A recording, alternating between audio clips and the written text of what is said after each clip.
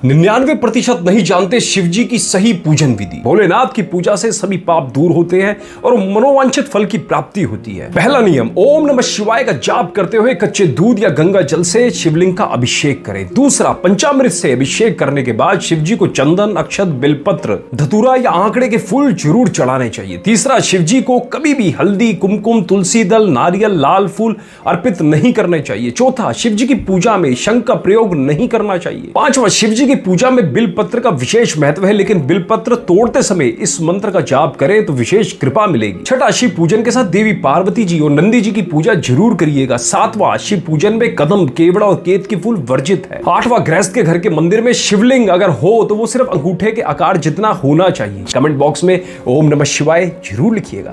लड़कियों को भगवान शिव की पूजा करते समय भूल कर भी ये 3 काम नहीं करने चाहिए, लेकिन उससे पहले शिव जी को मानते हो तो वीडियो को लाइक और चैनल को सब्सक्राइब जरूर करें। नंबर 3, काले कपड़े धारण करके शिव जी के मंदिर में जाना अशुभ माना जाता है, इसलिए भूल कर भी शिव जी की पूजा में काले वस्त्र धारण नहीं करने चाहिए। नंबर 2, अत्यधिक मेकअप करके शिवलिंग की पूजा करने जाने से महादेव भयंकर क्रोधित होते हैं। जितने सादा भाव से पूजा करते हैं उतना ही अच्छा होगा। नंबर 1, कुंवारी कन्या को भूल कर भी शिवलिंग को स्पर्श नहीं करना चाहिए, इससे माता पार्वती नाराज होते हैं जो आपको भयंकर श्राप भी दे सकते हैं। शिव जी के भक्त कमेंट में हर हर महादेव जरूर लिखे।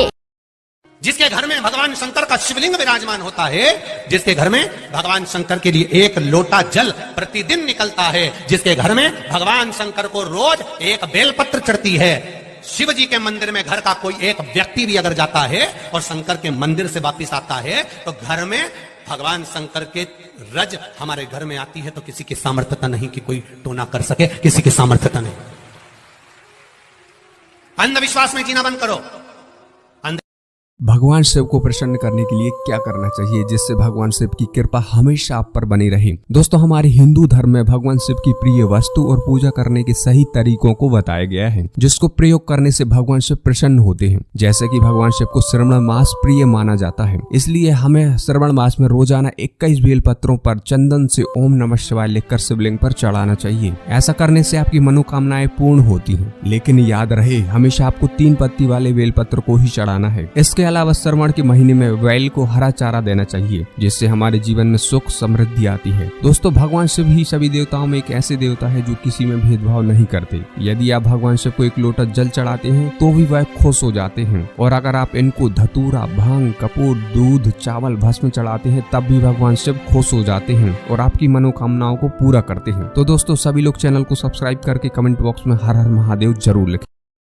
आज आपको बताते हैं कि भगवान शंकर के शिवलिंग का अभिषेक किस प्रकार करना चाहिए। 2 प्रकार के शिवलिंग होते हैं, एक तो जमीन से ही निकलते हैं जैसे नीलकंठ महादेव हो गए, केदारनाथ हो गए, और एक शिवलिंग ऐसे होते हैं जो हमारे मंदिर में होते हैं जिनके नीचे इस प्रकार एक स्थान होता है, उसके बाद शिवलिंग प्रारंभ होता है। तो जो ऐसे शिवलिंग होते हैं जो इस प्रकार से हैं, जमीन से थोड़े उठे हुए होते हैं, ऐसे शिवलिंग को हमें बैठ करके अभिषेक नहीं करना चाहिए, खड़े होकर के सीधा पाँव आगे करके और इस प्रकार अभिषेक करना चाहिए। और जो शिवलिंग धरती से लगे होते हैं जैसे केदारनाथ या अन्य सोमनाथ वगैरह जो शिवलिंग है, इन सबको चौकड़ी मार करके अभिषेक करना चाहिए।